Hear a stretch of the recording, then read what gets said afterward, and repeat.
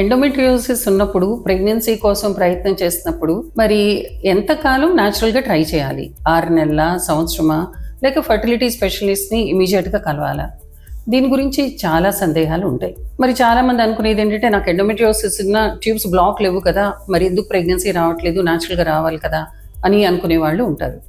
మరి ఎండోమెట్రియోసిస్లో ట్యూబ్స్ బ్లాకే కాకుండా వేరే కారణాల వల్ల కూడా ప్రెగ్నెన్సీ రాకపోవచ్చు. ముఖ్యంగా జరిగేది ఏంటంటే, ఈ ఎండోమెట్రియోసిస్లో పెల్విక్ ఇన్ఫ్లమేషన్ ఉండొచ్చు. సో అక్కడక్కడ ఇన్ఫ్లమేషన్ ఉండటం, సో దానివల్ల ప్రెగ్నెన్సీ అవకాశాలు తగ్గొచ్చు.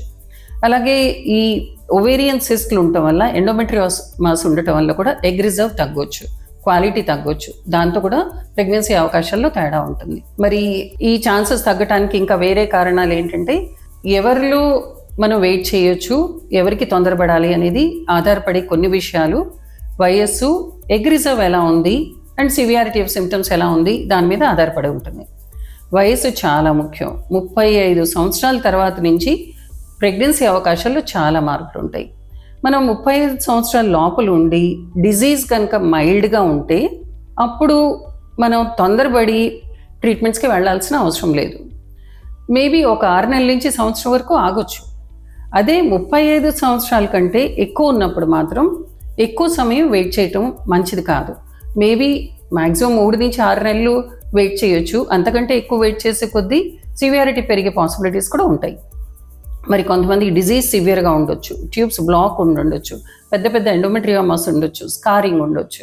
ఈ డిజీజ్ సివియర్గా ఉన్న వాళ్ళలో, అది వయసు ఎంతైనా ఉండనండి, చిన్న వయసు కానీ పెద్ద వయసు కానీ, వాళ్ళల్లో మాత్రం ట్రీట్మెంట్ వెయిట్ చేయటం అస్సలు మంచిది కాదు. ఎక్కువ వెయిట్ చేసే కొద్దీ ఇంకా కూడా ప్రెగ్నెన్సీ అవకాశాల్లో చాలా వరకు తేడా ఉంటుంది. ముఖ్యంగా మనం ఆలోచించుకోవాల్సింది ఏంటంటే, ఏజ్తో పాటు ఎగ్ క్వాలిటీ తగ్గుతుంది, మామూలుగానే తగ్గుతూ ఉంటుంది, ప్రెగ్నెన్సీ అవకాశాలు తగ్గుతూ ఉంటాయి.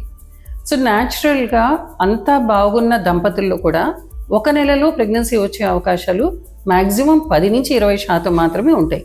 మరి ఎండోమెట్రియోసిస్, ఈ పెల్విక్ ఇన్ఫ్లమేషన్ ఉన్న వాళ్ళల్లో ప్రెగ్నెన్సీ అవకాశాలు 1 నెలలో 1 నుంచి 3% వరకే ఉంటాయి. సో ప్రెగ్నెన్సీ అవకాశాలు న్యాచురల్గా ఈ ప్రాబ్లం ఉన్న వాళ్ళలోనే బాగా తగ్గిపోతూ ఉంటాయి. అండ్ చాలామందికి ఫర్టిలిటీ ప్రాబ్లమ్స్ ఉన్న వాళ్ళల్లో 30 నుంచి 50 మందిలో ఫర్టిలిటీ ఇష్యూస్ ఎక్కువ ఉండి ప్రెగ్నెన్సీ రావడానికి న్యాచురల్గా అవకాశాలు తక్కువ ఉంటాయి. సో వయస్సు బట్టి, మన డిజీజ్ సివియారిటీ బట్టి, ఎగ్ రిజర్వ్ ఎలా ఉంది అనే దాని మీద ఆధారపడి ట్రీట్మెంట్ డెసిషన్ తీసుకోవడం చాలా వరకు మంచిది. అండ్ అవకాశం ఉన్నంత వరకు ఎక్కువ సమయం వృధా చేయకుండా ఎంత తొందరపడితే అంత ప్రెగ్నెన్సీ అవకాశాలని, సిమ్టమ్స్ని తగ్గించుకోవడానికి హెల్ప్ఫుల్గా ఉండొచ్చు.